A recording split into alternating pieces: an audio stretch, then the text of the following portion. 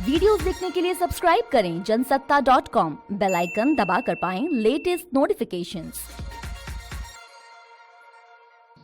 नमस्कार, स्वागत है आपका जनसत्ता पर। मैं हूं आपके साथ अंशिका सारडा। चुनाव खत्म होने के बाद अब समय आ गया है नतीजों का।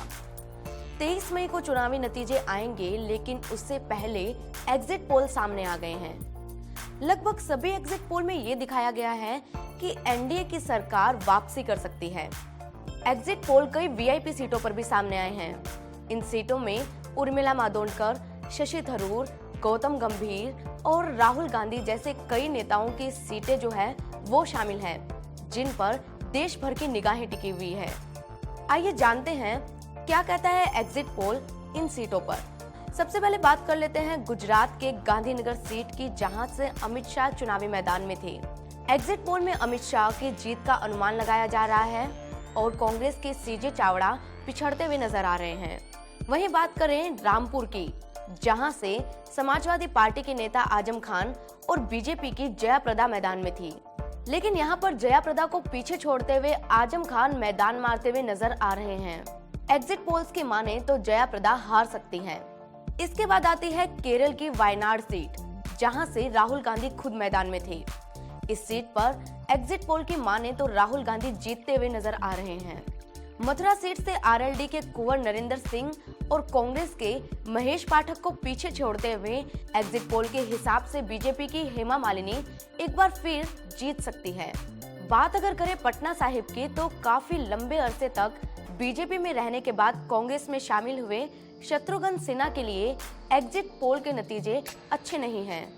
दरअसल पोल के मुताबिक बिहार की पटना साहिब सीट से शत्रुघ्न सिन्हा हार रहे हैं। बात अगर करें चंडीगढ़ सीट की, तो चंडीगढ़ सीट से बीजेपी की प्रत्याशी किरण खैर एक बार फिर से मैदान मारते हुए नजर आ रही हैं। राजनीति में किस्मत आजमाने उतरी उर्मिला मातोंडकर के सितारे भी गर्दिश में नजर आ रहे हैं। एग्जिट पोल के हिसाब से मुंबई उत्तर से उन्हें हार मिलती हुई दिख रही है।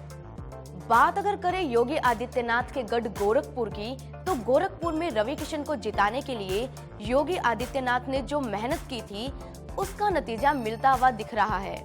एग्जिट पोल की माने तो यहाँ पर रवि किशन जीत सकते हैं। पंजाब के गुरदासपुर से बीजेपी ने सनी देओल को मैदान में उतारा था। पहली बार सनी देओल चुनाव में उतरे थे, लेकिन अब एग्जिट पोल दिखाते हैं कि सनी यहाँ पर जीत दर्ज कर सकते हैं। इसके बाद अगर बात करें राहुल गांधी की चाची यानी कि मेनका गांधी की, तो मेनका गांधी उत्तर प्रदेश के सुल्तानपुर से जीत सकती हैं। एग्जिट पोल्स की माने तो बीजेपी नेता मेनका गांधी कांग्रेस के संजय सिंह को हरा सकती हैं। बात अगर करें केरल की, तो केरल के तिरुवनंतपुरम से कांग्रेस के शशि थरूर आगे दिख रहे हैं। वहीं यहां पर बीजेपी के कुम्मनम राजशेखरन की हार की संभावना है। एग्जिट पोल्स की माने तो पूर्व सेना प्रमुख और बीजेपी नेता वीके सिंह गाजियाबाद सीट से एक बार फिर मैदान मार सकते हैं। वहीं अगर बात करें बीजेपी नेता महेश शर्मा की, तो गौतम बुद्ध नगर से उनकी एक बार फिर से जीत हो सकती है। एग्जिट पोल्स की माने तो मां मेनका से सीट अदला बदली करने का वरुण को फायदा हो सकता है। एग्जिट पोल के अनुसार समाजवादी पार्टी के उम्मीदवार हेमराज वर्मा को पीछे छोड़ते हुए वरुण गांधी ये चुनाव जीत सकते हैं। वहीं फतेहपुर सीकरी से कांग्रेस के राज बब्बर हार सकते हैं। एग्जिट पोल्स की माने तो कांग्रेस के राज बब्बर के साथ ही बीजेपी के राजकुमार चाहर को पीछे छोड़ते हुए बीएसपी के भागवत शर्मा यहां से बाजी मार सकते हैं। समाजवादी पार्टी के सुप्रीमो अखिलेश यादव के चाचा शिवपाल यादव फिरोजाबाद सीट से समाजवादी पार्टी के उम्मीदवार अक्षय यादव से हारते हुए दिख रहे हैं। वहीं अगर एग्जिट पोल्स की माने तो 4 दशकों से मुलायम सिंह यादव का गढ़ रहे मैनपुरी में एक बार फिर उन्हीं की जीत हो सकती है। मैनपुरी से बीजेपी के प्रेम सिंह शाक्य को पीछे छोड़ते हुए समाजवादी पार्टी के मुलायम सिंह यादव यहां पर फिर चुनाव जीत सकते हैं। टुडेज चाणक्य के एग्जिट पोल्स के साथ साथ बाकी सभी एजेंसियों के एग्जिट पोल्स भी सामने आ चुके हैं। इन सभी एग्जिट पोल्स में दिखाया गया है कि एनडीए सरकार एक बार फिर से सत्ता में आ सकती है। ये नतीजे कितने सही साबित होते हैं, ये तो 23 मई के बाद ही पता चलेगा।